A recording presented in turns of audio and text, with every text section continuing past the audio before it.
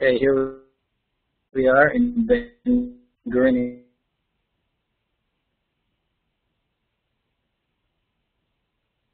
Airport. Here's my passport and my boarding card. If you can hear me. Can you hear me? Please, indicate if you can hear me.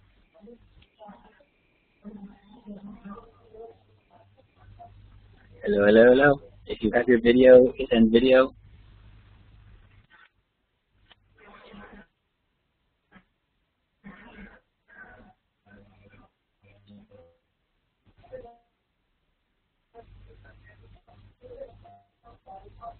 Joel, can you hear me?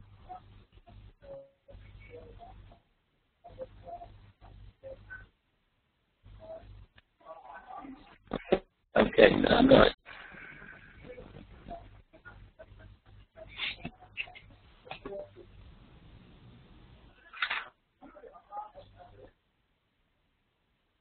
Ezra, how's the sound?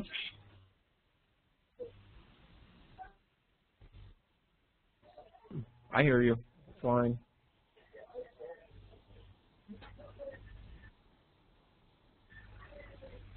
Hello, can you hear me? I hear you. Okay. So I'll assume that everybody else can hear me. Here we are in the lounge at Ben Gurion Airport. We want to finish up. Like I said, I'm on my way out to New York. We want to finish up our discussion about life in the Shtetl. These are, pardon the kitsch, basic images of the Shtetl, of what we think of the Shtetl. But of course, they in other words, are a nostalgic notion of Fiddler on the Roof or of Chagall, are nostalgic kitsch. That's all they are. Life in the Shtetl. Last week we talked about life in the ghettos, in the urban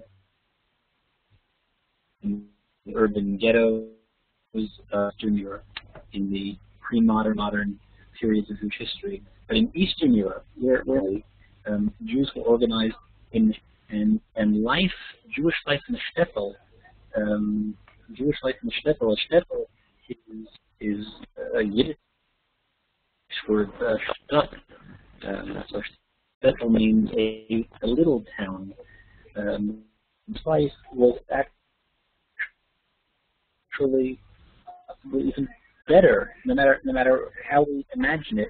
It might have actually even been better than Eastern Europe of those days for a number of factors. Number one, by and large, Jews were literate, and this was a function of the place, the role of literacy in traditional life. By literate, of course, I'm talking largely about the men. That's what we're going to look at in the story in a little bit. But even women, by and large, had a basic minimal literacy non-Jewish counterparts in rural Eastern Europe did not have. They also generally, the Jews in the Shtetl, the plural of Shtetl being Shtetl, they were traders. They served as middlemen between the farm, and because of that, there was a Shtetl Falamos had a minimal amount of money, a little bit of money, and in the East, the Jew had freedom of movement. He as opposed to the Jew in the ghetto in the West, and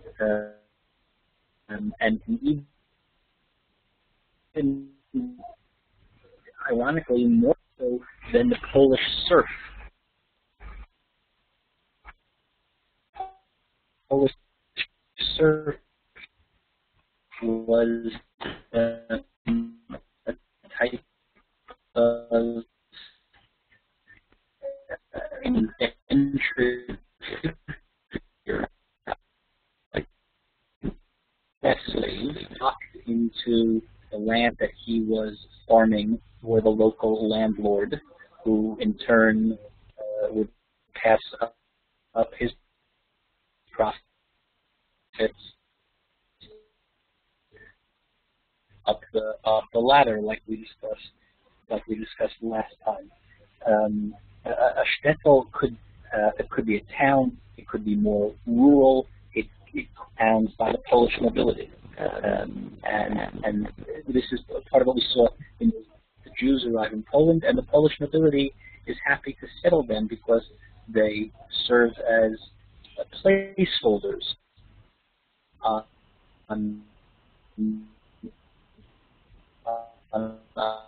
the wall, as the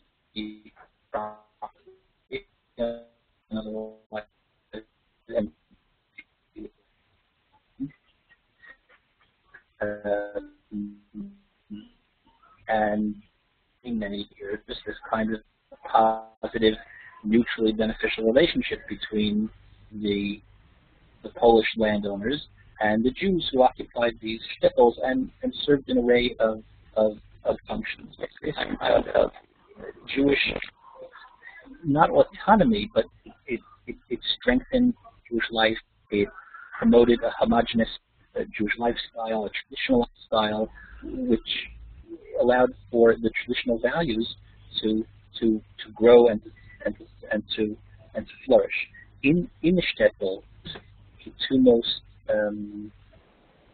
the two most significant values of Yiddishkeit and Menschlichkeit, the values of Jew traditionally defined, and a sense of what it means to be a Mensch in the German sense of Mensch, not a Mensch in the sense of what we'll see in Mendelssohn's notion of being a Jew in the streets, being a worldly person, but Menschlichkeit in the conventional sense.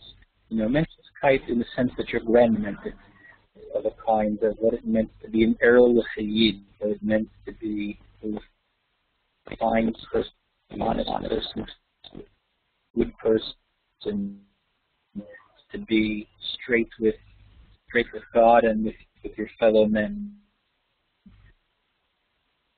These were the two important values in the shtetl, and therefore piety and righteousness and tzidkus, on communal justice, on tzedakah, all of these things are synthesized into the lifestyle of the shtetl, and all of this is geared towards being a Jew, however that's defined. So, for example, Tevye. Now again, there are two problems here. I mentioned last time, whenever we look at the work of art or a work of fiction, we have to make various caveats because we can't distill the character of Tevye the milkman as a kind of historical portrait, because it does capture something of the essence of a lifestyle longer with us. So, first of all, Tevye the milkman in the movie Fiddler on the Roof is a film depiction of Shalom Aleichen's Yiddish character, which is in and of itself a type of, I wouldn't say satire, but not completely neutral depiction.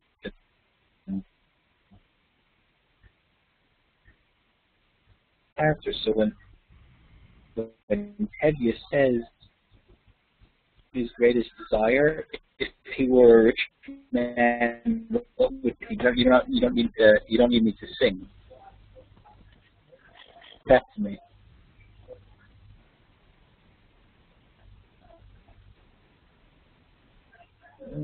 All right, three staircases. One long staircase just going up, another one even longer coming down, and one leading. No, he built a big house. Correct. What else?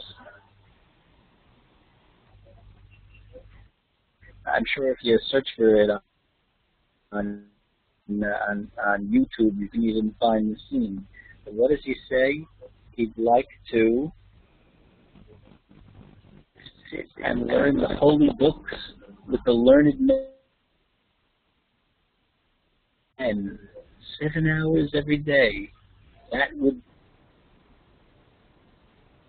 be the greatest. He would dedicate his life to. He'd dedicate his life to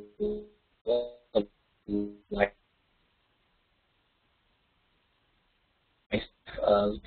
of learning and of mitzvot. Maybe have a seat by the eastern wall in the shul. But what? Can't do this because not a rich man. And don't milk the cow.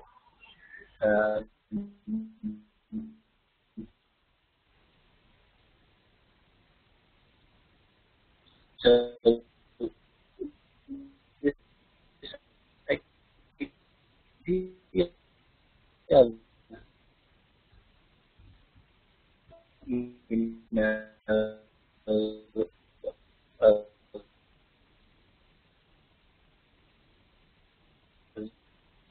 value system of the common man are, what the value scale is. There were three centers. There was the shul, which means, a shul itself means a school. It is the word shul, the Yiddish word that we use conventionally. It could be medrash, it could be a shtibel. A shtibel itself, and we have today, we have these places in just as for ad hoc meetings. It could be in Galitz, what's today the Ukraine. They talk about a klois, which was a type of Beit Knesset, synagogue, Beit Midrash, study hall, social hall, all in one. So there's these different permutations of study and worship is one of the centers of Jewish life, and the order, the yichus, the social standing, plays itself out there as well, in terms of seating, in terms of who sits where, in terms of how it's arranged. That's what Heavy is singing about, that if he were a rich man, he could have a seat on the eastern wall, which is the most prominent place, because that's the eastern wall is always the front of the shul. The other center of Jewish life is, of course, the home, which is, of course, patriarchal and closely knit. We'll look at that in a second. And the third center of life is the marketplace. The marketplace is both a source of life, but it's also the meeting place where kind of life unfolds. It's also significant because the marketplace is a meeting place for the encounter with non-Jewish society. But by and large, that was extraordinarily insufficient. Insofar as was the Shtetl was the middleman between the larger cities of Eastern Europe, which are called the villages and the farms. So it becomes a meeting place. Main financial aspiration of each home is, chicken and fish maybe for Shabbat. The Shtetl itself, of course, gas chambers. Today is, of course, International Holocaust Memorial Day, so it's significant to make mention of that. But the Shtetl is this kind of static institution. Somebody living in the Shtetl in the 17th century would recognize the Shtetls of the very early 20th century with very little justice. And this rich institution, this rich social structure, from which most of us can track at least part of our DNA, ends, of course, with the Holocaust. But it is, of course, carried over culturally, both nostalgically, in terms of memory, in terms of literature and art and music, and it becomes the building blocks of modern Jewish life and culture. To say nothing, of course, of the fact that the Torah centers of Eastern Europe are the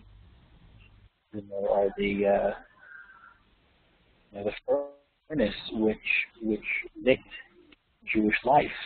A student of mine many years ago, I'm pretty sure, you know what, I must confess, we don't know who prepared this. So at the Yeshiva University High School, the notebooks to look over, and somebody prepared this kind of schematic of what the Shtetl is and is like. I'm not sure that I agree completely with all of the elements on it, nor with the layout, but I think it's good in the way that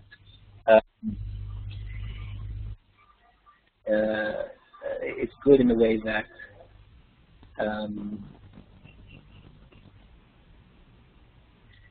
way that it depicts the interaction of Jewish life. I apologize. I understand the sound is a little choppy. I just turned off my video, which hopefully should improve things. Let's go back now a little bit to this story by Avram Reisen. Reisen was a very famous, very significant Yiddish author. He emigrated to America. He lived from 1876 to 1953. And this is what I mean. This is sort of reading it in English translation.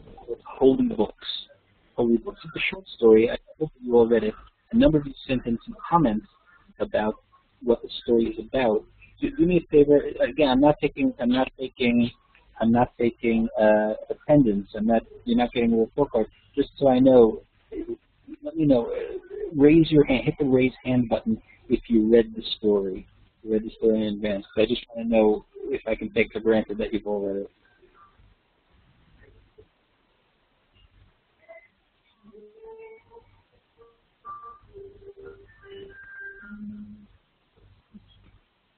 Okay. Not everybody has. So I'll just kind of summarize.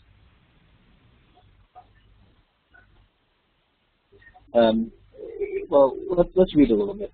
Nata Shaikas, a well-to-do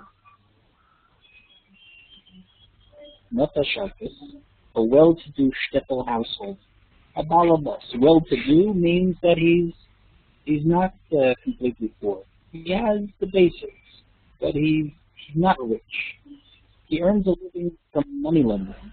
Now, this is, of course, significant because of the prohibitions of money lending to other Jews. Jews became money lenders to Christians.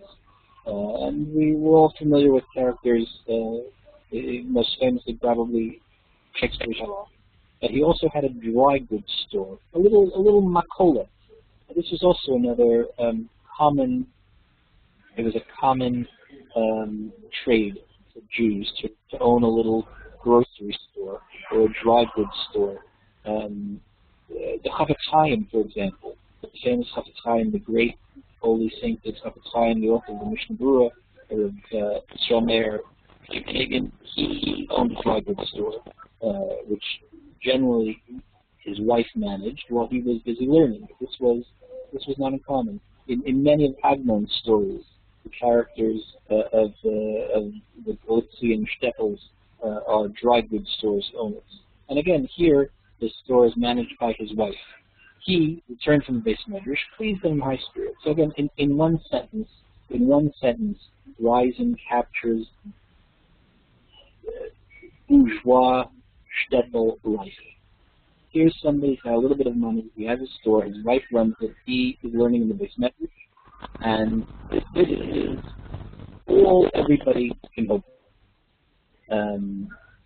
After the morning service, he engaged the rabbi in a bit of Talmudic dispute. The rabbi had resolutely held to his view, but Nata Shaikus couldn't easily be dissuaded out, and it was he who emerged victorious. Nata proved his point by showing the rabbi that the law in question was explicitly cited in the Talmud. So again, we have this picture of a person for whom learning is important and Talmud Torah is important, but he couldn't share this with his wife Zlata. First of all, what does a woman know of these matters? And secondly, she is busy with Shabbat preparations. She is busy getting ready for Shabbat, and she can't completely appreciate the intricacies of the Talmudic debate that he has with the rabbi. So he comes home on Friday afternoon. The house is getting ready for Shabbat. The daughter is peeling potatoes, and it's time for Friday lunch. The debate with the rabbi. How do we understand that? Are we meant to understand this as he actually won the debate, or is it that the rabbi resolutely holds to his position? The rabbi resolutely holds to his position. The story is being told by a narrator who's telling it from within Nata's perspective. So it's possible that Nata doesn't win the debate. It's just that he thinks like the rabbi lets him leave. Like he comes home and it's time for lunch on Friday, and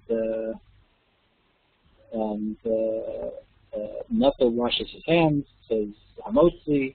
He goes to the bookcase and he takes out a small sacred text called Yadav Emunah. He sits down, he eats his roll, and he had a habit that he would read while eating. Otherwise, he couldn't enjoy his meal. He turns a few pages and he notices the book is dusty and emitted a musty smell. It's been a long time since we aired out the books, he chided himself. It's a nice day and there's a breeze too. Yes, we'll bring the books out right now to be aired. So after that reflection, having his decision, children, help me air out the holy books, the Sifrei Kodesh. And there's this, what appears to be this ritual in which all the books, these dusty, musty books, are taken outside to be aired out. Now, one can read the story in any number of ways. Sherry says that she was struck by the image of the airing out of the books. What do you mean by that? In what way did that strike you?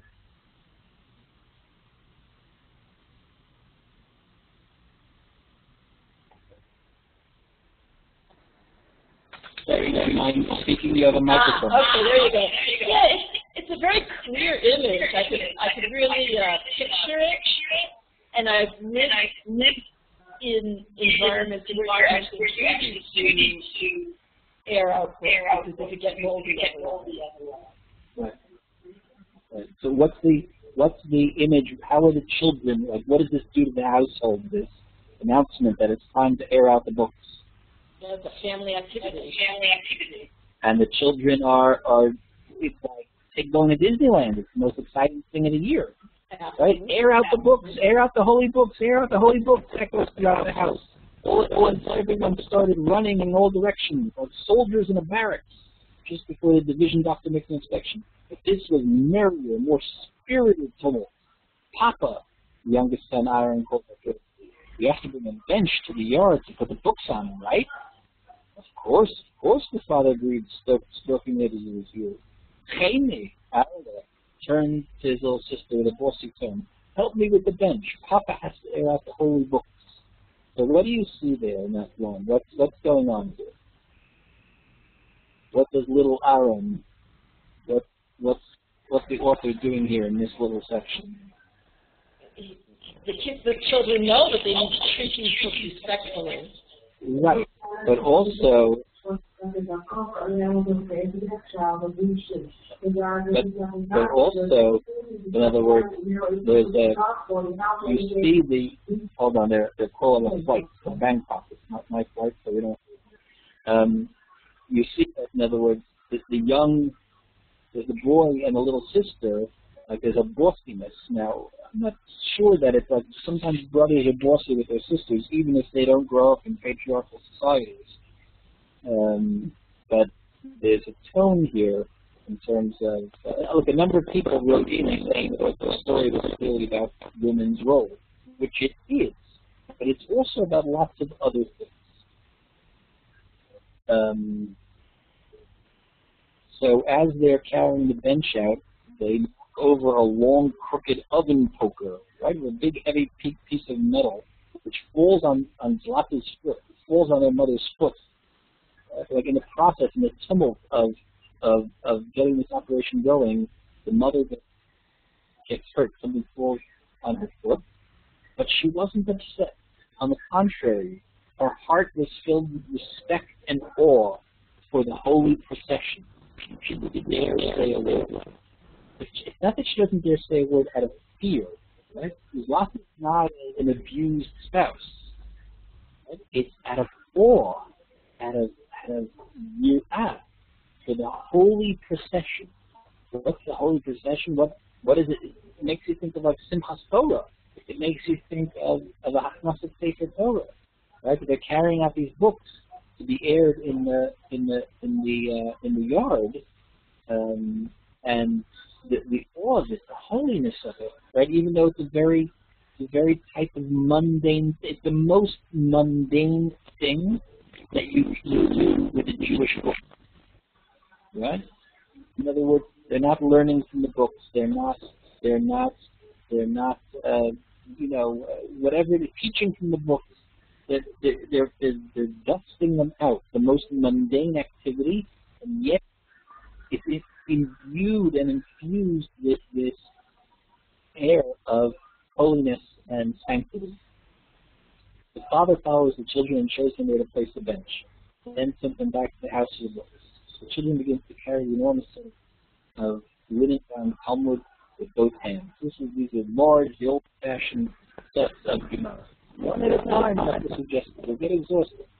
Don't worry, Papa Aaron shouts for sure. Come, Chena, let's get more. The kids are running and are carrying each book. How many books are we talking about? I don't know. It doesn't seem that it's that many. We're not talking about a library of 1,000 volumes. We may not even be talking about a library of 100 volumes.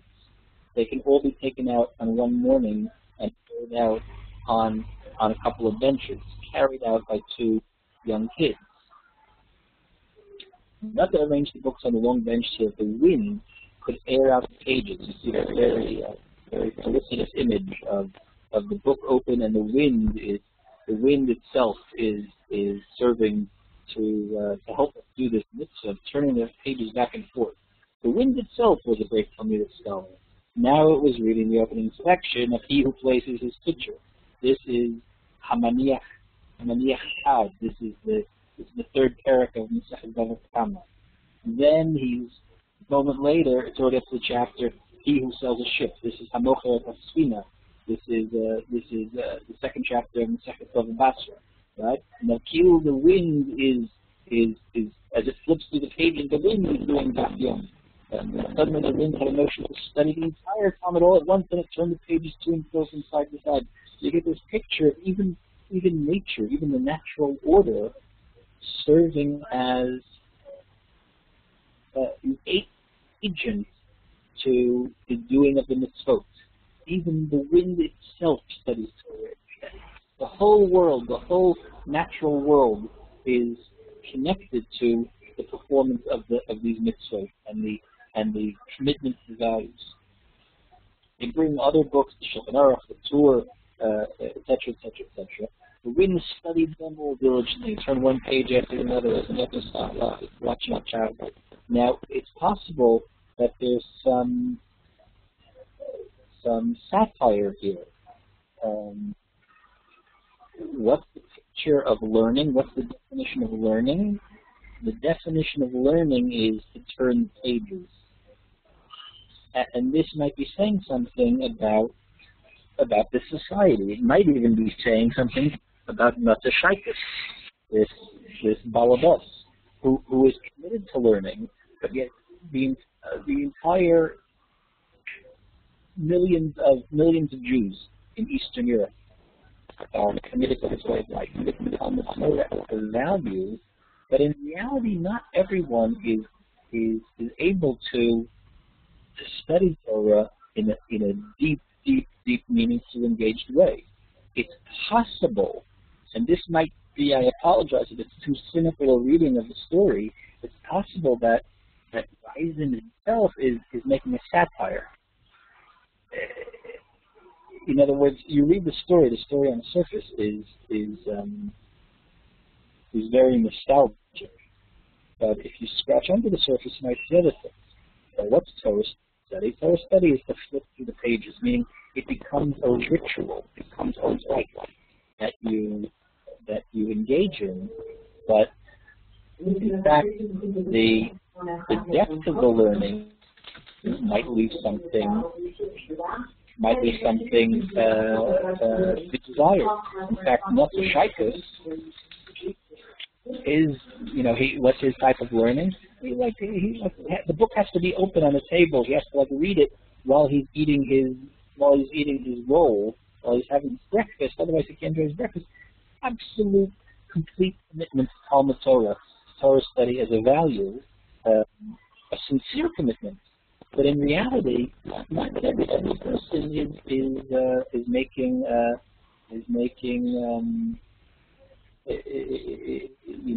has a real intellectual mastery of the Torah that they're studying. It's a possible reading of the story.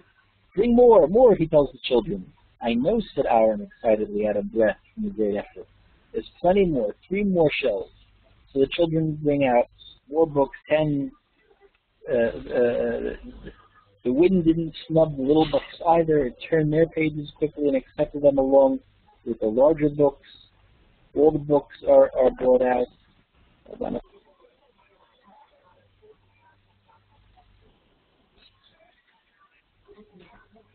Right, they bring out all the books, even some old books without covers.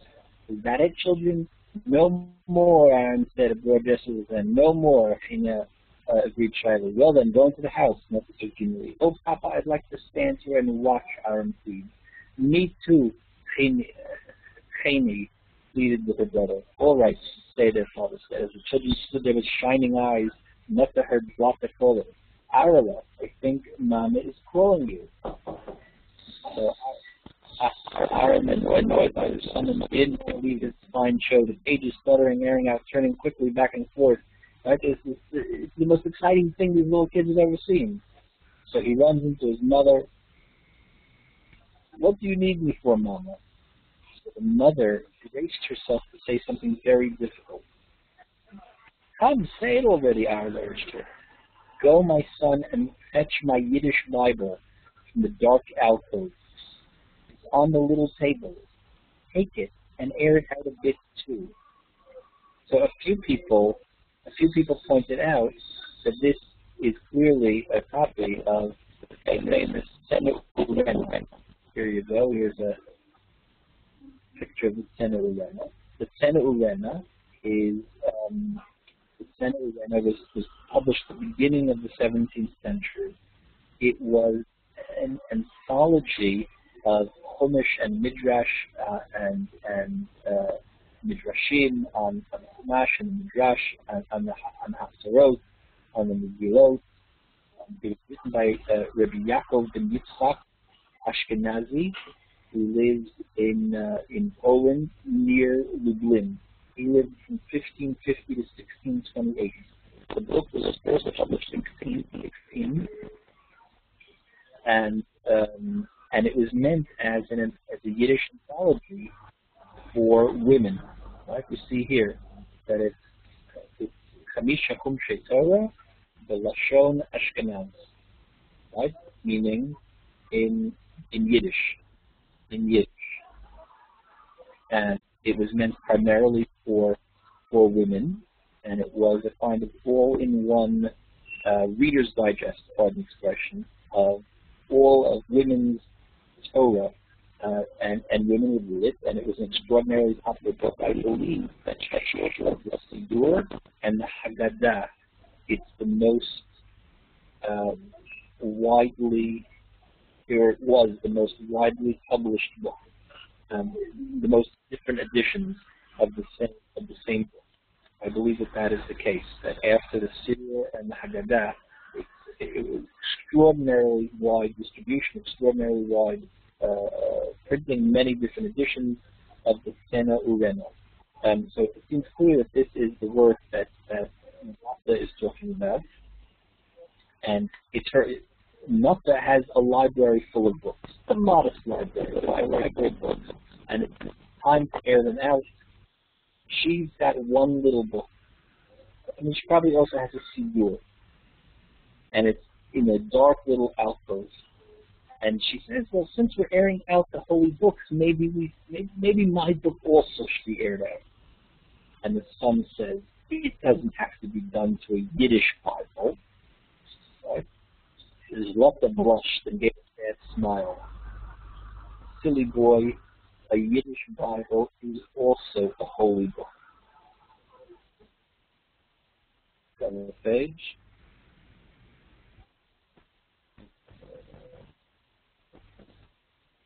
But she didn't really believe her own words. She says, my Yiddish Bible, my Sena Urena, is also the holy book. It also deserves to be there, being aired out with a musty old Shulchan Aruch and the Torah and the Gemaras and etc. Go, take it. Her voice broke and she barely managed to conclude and bring it outside. And then she thinks the better of it. She stops and she says, no, it's not necessary. But the son realizes that she's sad about this, and he says, no, I'll take it. So the father asks, what did you bring now? So she says, I brought Mama's Yiddish Bible. And he says it with a laugh, because he's conveying this notion that it's not really on the same level as the other things. Really? Nothing to laugh at. She wants to air out her holy books too? Well, nothing wrong with that. With pleasure. Zlata watched as Nata held the Yiddish Bible and turned the pages. Then with a smile, he placed it among the big, thick holy books. Oh, why did I insist on doing this? Zlata reproached herself, reading the pages of the Yiddish Bible. Every once in a while, pages of her favorite stories fluttered by. Zlata sat and thought how unpleasant a task this must be for Nata. She senses that it must be even embarrassing, that it's foolish to let her son take her women's Yiddish Bible there with so many of the men's holy books. And that's how the story ends. And the story, I think, captures something about life in this era. Whether you read it nostalgically or whether you read it seriously, either reading, and the story supports either reading, it captures something about the value system of the Shtetl, a value system where Torah and mitzvot are supreme, even if they're maybe beyond the average person, but there's still the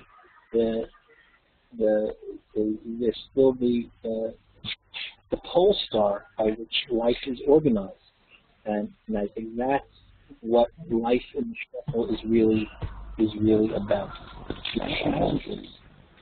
The challenges to Jewish life in Western Europe, challenges of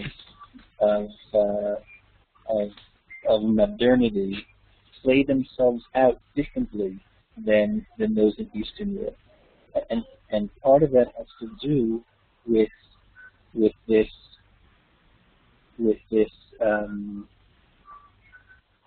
notion of of the commitment to Torah and mitzvot as the lifeblood of everyone, from small children, the women, the men, the whole society organized around that. Let me just look at some of these comments. If she was unable to read them, Chaim makes a very good point that the display, the actual airing of the books, if the books are so musty, it's actually an indication that it may not be used that often. So the idea that this is the woman's closest connection to the books, but it might also be the man's closest connection to some of these books, which don't see the light of day all that often.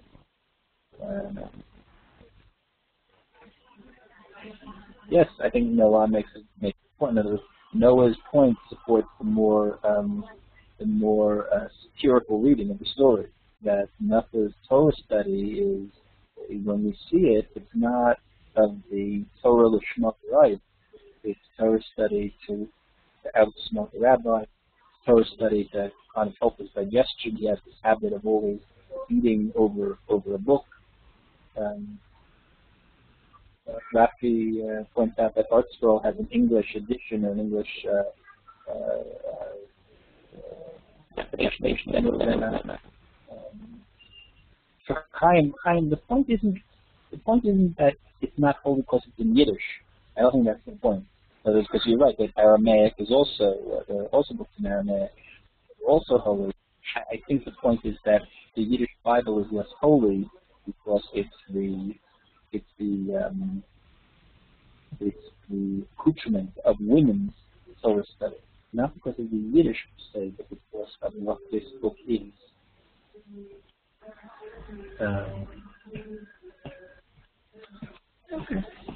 One imagines that the reason one wants to outsmart has something to do with the level of the Shema. But even to outsmart the Chavrusa might also not be the Shema. There might also be something in that that's not entirely pure. It depends partially on your motivation. Sherry points out that she has a deep sadness for Zlata, and indeed, it's a very powerful emotional vignette. This story, and it captures something about what life was like. But again, it's not only about the role of women. It's about the role of the whole society, about the role of the children, it's even about the role of Nata, who himself might not be everything that he would like to be. But if I were a rich man, if the world was different, if we weren't so oppressed, if we weren't sitting here in the Gullus, so things might be better. And that's the story of the Jews of Eastern Europe. That's the story of the Shtetl. To always be aspiring to more. So that, I think, captures something about that. I apologize. I'm going to sign off now so I can go get on the airplane. Next week, our friend, colleague, teacher, will be leading the class, and I'll return the week after. Thanks for logging in and being with us on this first WebYeshiva broadcast from Ben Gurion Airport. Laila Tov.